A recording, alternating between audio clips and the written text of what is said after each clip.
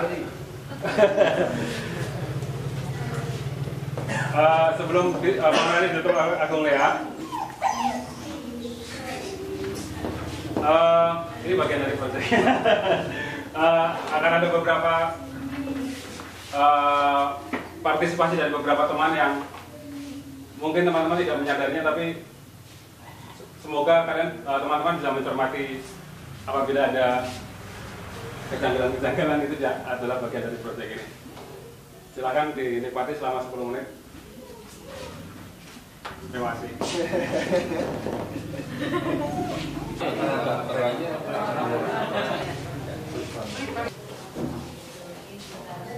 Saya untuk seni yang menggulung dan mendengus seperti pegulat. Saya untuk seni yang meloloskan rambutnya. Ini untuk Cepas. Pas baca sama kamu. Pas banget ya, Cak. Pas banget kan Cepas? Cocok kan Cepas? Nah, Like hair that scatters out of the skull. bersifat politis, erotis, mistis yang melakukan sesuatu selain duduk di atas pantatnya dalam museum.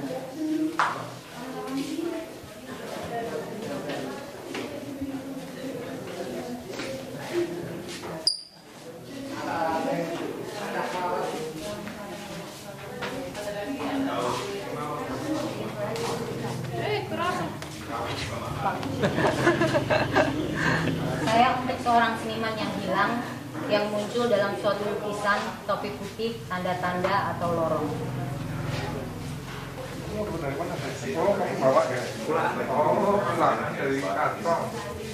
A hand for all art that takes its form from the lines of life itself, that twists and extends and accumulates and spits and drips, and is heavy and coarse and blunt and sweet and stupid as life itself.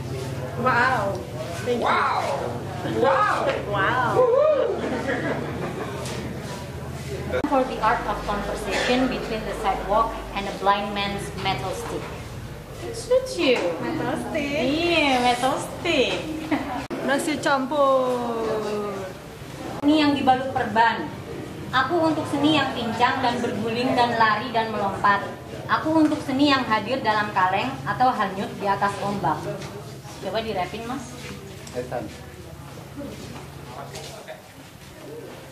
EM of the convert with the benchers, M for art that lives and roll and jump and run a jump and run a jump and run a jump, yo. M for art that's coming and can what's up, soar and run a jump and run a jump and run a jump and run a jump, yeah.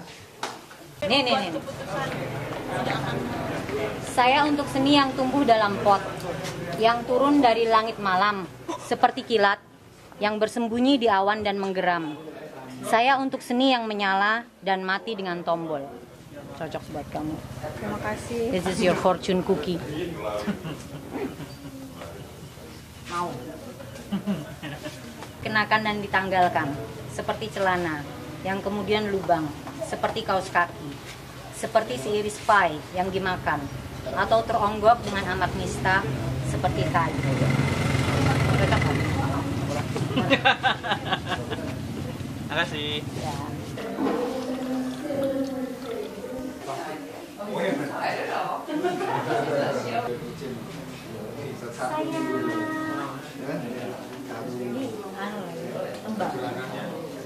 Saya untuk seni yang berbenturan seperti lutut orang-orang ketika bus melintasi galian di jalan. Pede aja, Mas. Terima kasih ya.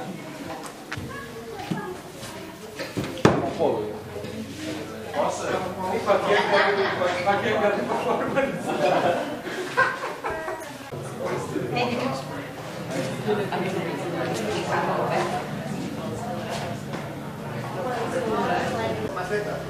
Teman-teman, Belum jam 9. ya ini introduksi.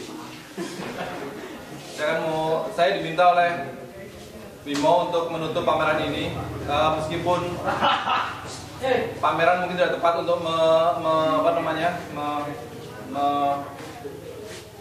mendefinisikan aktivitas ini. Tapi apapun itu, saya diminta oleh Wimo satu sore ketika dia mampir ke kebun, saya diminta untuk menutup kegiatan ini. Saya akan mulai jam 9, sekarang masih kurang 2 menit. Saya sambil pilih kayu sebentar. Di kedai kebun juga ada diskusi yang menarik tentang apa itu seni dan bukan seni. Kebetulan 2 orang senimannya sedang di sini, itu Mbak Elia dan Mbak Dina. Elia mana Elia? Itu Elia. Dan Dina.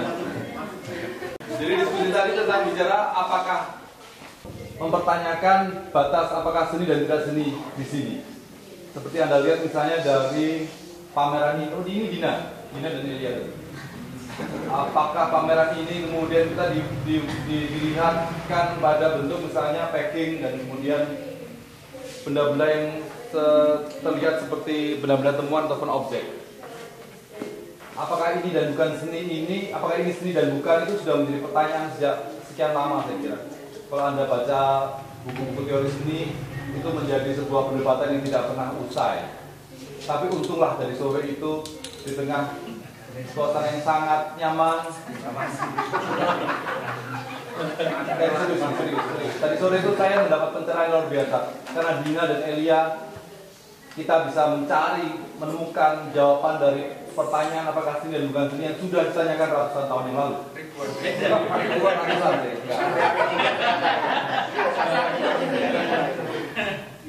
Anda tahu apa maksud saya? Anda tahu maksud saya kan? Enggak. Jadi begini, berdasarkan inti dari percakapan tadi sore, ini adalah seni. Jadi kita melihat ini sebagai sebuah katakanlah seni konseptual yang gagal gitu, karena kita tahu, kita melihat agendanya dengan jelas. Tapi kalau kita lihat ke atas, maka pertanyaan seni dan bukan seni terlihat sangat kuat, karena kita tidak lagi bisa membedakan apakah ini dipajang khusus untuk pameran atau ini sengaja dipajang karena untuk mendekorasi ruang di atas. Kalau Anda ke atas, Anda bingung. Apakah potret Wimo yang dipajang di dekat kabel-kabel itu seni atau bukan? Atau ini dipajang untuk proyek seni ini bukan? Atau kemudian apakah tulisan bahwa harga galon 10 galon sama dengan A-nya 13.000 itu bagian dari proyek ini seni atau bukan? Bagaimana mereka menata meja dan kursi itu seni atau bukan? Jadi pertanyaan di atas yang ada di ruang kali ini, di atas dijawab dengan sangat sederhana tapi kuat karena kita bingung di sana. Saya takut memegang karena ini seni, atau saya berani memegang karena ini bukan seni. Sementara di bawah agenda itu terlihat sangat jelas dan nampaknya ini juga menyiratkan bagaimana sebenarnya posisi seniman kita sekarang tentang persoalan ini. Kita tidak pernah bisa dengan sangat tepat menegaskan atau berani keluar dari zona nyaman itu, seni dan bukan seni dan lain sebagainya. Jadi kita hanya bergayut di antara satu benang tipis seperti titian rambut di belah 7 yang satu saat kita akan jatuh pada antara seni dan bukan seni. Saya tidak. Karena ini seni juga saya harus berkorban ya. Karena ini seni saya harus berkorban. Kegiatan ini apapun namanya, Wimo bisa menyebut apapun namanya, akan saya tutup dengan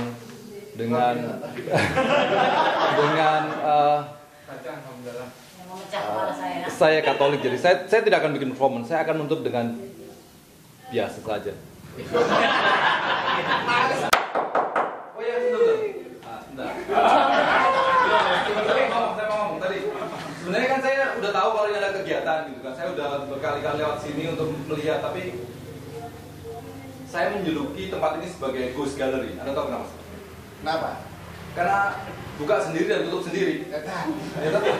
Anda nggak tahu apakah ini buka, Anda tidak tahu apakah ini tutup. Jadi sebagai ruang, ini juga ambigu ruang ini. Apakah ini ruang seni atau di kos-kosan gitu. Galeri hantu. Galeri hantu. Galeri kan bahasa Inggrisnya apa? Galeri hantu nggak jelas sebenarnya. Itu tadi saya seharusnya mengatakan di paling depan, tapi karena tadi lupa maka saya sekarang saya tutup serius. 1, 2, 3.